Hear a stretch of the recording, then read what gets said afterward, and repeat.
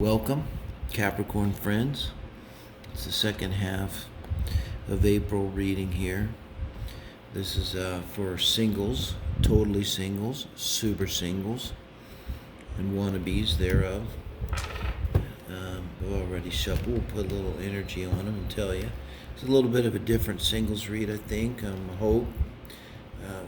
We're asking Spirit to bring to us your soulmate, the one who's right for you. So this is why I say you have to be not really seriously crushing on anyone or anything. It's kind of wide open with this Capricorn. And let's bring in the person who's not your next ex-problem, your next ex-wife or ex-husband, but your real soulmate and the one that's right for you, and you're going to be the one right for them. Up close and personal here, right? So we're going to look at their emotional nature, the 4 pillars of a relationship, your emotional compatibility, intellectual nature, intellectual compatibility, their love and relationship nature, and then we're going to look at their lifestyle and their core values in life. These are the 4 pillars. Try to get a read on them. We're gonna open the runway at the airport and they're gonna land. Maybe they've been circling around for years and years while you've been busy pursuing other things or people. Now we're ready. We've cleared a space for this person and here they come. We're gonna meet them. Let's go, guys. The Star. They are an optimistic son of a bitch. I'm gonna tell you that right now. And the Lovers. Okay. That's a little different reading, so if you see the tower or something, don't get scared. But let's see here. With the Star over the Lovers, and this is their emotional nature now. And I sometimes here try to think of what their moon is. You could say Aquarius moon, I mean, you got the Star. You could say Gemini moon, you got the Lovers. But I'm feeling like a Leo moon for your person here. Go figure, right? Gotta be difficult. But a major arcana here in their emotional self. So there's someone that has a lot of power, like emotionally. You get that. So I would even turn this fan on. Someone that has a lot of power emotionally, because it's not about choices in love or anything like that. It's kind of about their emotional makeup. And you try to think about stories they might tell. So they do focus on love, and I'll tell you right now, this person, I like to say this because it's cool, and when I see it, I already got a feeling they're a manifester, and they probably manifested you, Capricorns. They probably manifested you. Look at them doing their work here, manifesting a lover, Not bad. This is your person, guys. Cool. They're powerful.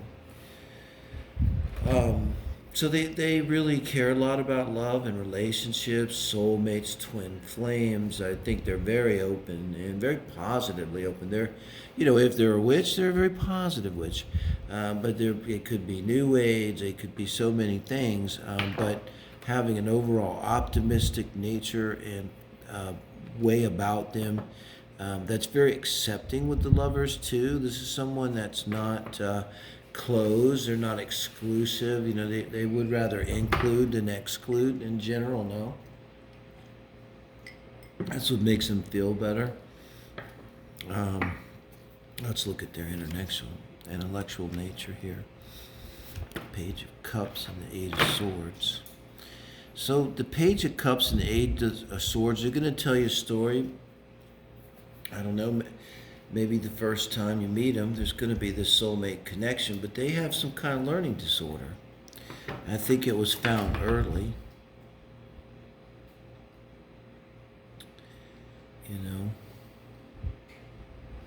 You see these powerful cards and their emotions, but with the Page of Cups over the 8 of Swords, kind of unconscious. In the conscience, there's something went on in their childhood that was very difficult for them. And this 8 of Swords, it's like a child because you're trapped in your own mind. Like a child is trapped. A child has no options. A child can't pack up the van and leave. It's terrible. You're just stuck there, and the only thing you can do is things in your mind as a child, where so many of our patterns come from that are difficult. You know, so I think they had to overcome some difficulty. But with the Page of Cups too, I think they're very sincere, and they can be emotional in the way they speak, and genuine. I'll take the Page that way. They could be immature in the way they speak. I'm trying to think of this is not really how they are, but they could also have a Mercury that's in like Cancer, what comes to mind the most, or Pisces. But something in childhood kept them from speaking out. They may have been bullied. They may have been abused by parents. And this could be like, I think of TV shows where they're on the lam because they're whatever, and so the kids have to pretend that everything's okay. I'm an adult children alcoholic. This is like your mom or dad passes out from alcohol into their spaghetti at the table, but everyone kind of ignores it and goes on with dinner like it didn't just happen, except for maybe someone picks them out so they don't like drown in the spaghetti. But yeah, that kind of feeling in childhood, like they may have been kind of on their own, and no sense of no help and everything like that. So you look at this is a lot of genetic. You looked at the way they are emotionally. Nevertheless, they're very optimistic. So my guess is they might going to tell you a story here, that when they were younger, when the times were bad, they always thought of the future and how good it was going to be. This could be a theme with them, my friends. This could be them really liking really romantic, crazy like sci-fi shows, or really liking romances and future things that are the few that are positive. So much of the sci-fi is dystopian. But I think they're going to be drawn emotionally to things that give them a feeling of hope and inspire them, in a way. Let's look at sexually. We have the Hanged Man. We have the Two of Pentacles. And I try to look here too, guys, at their your Venus and Mars, what we're going to see with the Venus and Mars here. And I get like a Pisces Venus. They may have an Earth Mars. So let's see, Taurus, Mars, Capricorn, Pisces, Capricorn, Pisces, Taurus. The balance, Capricorn probably, yeah. So in their natal chart, I look for that. Pisces, Venus, and a Capricorn, Mars. And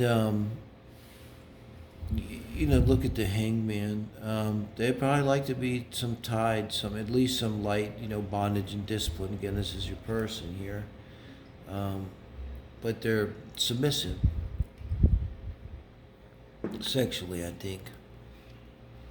Implies that they can, switch here with this Two of Pentacles. Just looking at that purely. In terms of a relationship, in terms of love, I think they're going to be someone that wants you to kind of take control. But with the Two of Pentacles, they want to feel like they're in good hands. I hate to say it, but male or female, go either way. It's a little bit of a feeling like they want a partner, who can kind of take care of things. And it's going to show up like in the bedroom. And it's going to show up in the relationship. Like they're going to trust you to pay the bills, to decide what's right. That's how I think this is expressing here. It's your soulmate. I think they're going to appreciate it's not their forte, but maybe it's yours, or maybe they just want your help in it, at least. So the Death card and the King of Cups here, this is in terms of their core values in life and their lifestyle. Put this there so we don't fly away. Very interesting. You know, transformation into the King of Cups. I think I said, like, there would have been some challenge to them in childhood here. You see this as a transformation in the King of Cups. I mean, the most obvious thing that comes to mind is they're going to have a career or definitely an interest in either the occult and or psychology. This could be a psychologist, any kind of healer, any kind of eighth house occult work, but also a psychologist comes to mind. Psychiatrist, psychologist, a counselor, who's very good at dealing with emotions is King of Cups. The lovers here in the King of Cups. I mean, I swear to God, your person could be the perfect marriage counselor. So let's look at it this way. If they're not a marriage counselor, when you get to meet them and talk to them for a couple hours, see if you can't step back and think, damn, they would be a really good marriage counselor. Just get that vibe off of them, right? So I think that gives us some idea, Pisces, on what's going on. Now this is for the second half of April 2021. Your soulmate. And let me know if something comes up and rings a bell. May not now. This is someone you've never met. So let me know. And we appreciate it. And appreciate everybody subscribing. That helps a lot. Thank you, Pisces. Did they even put the play?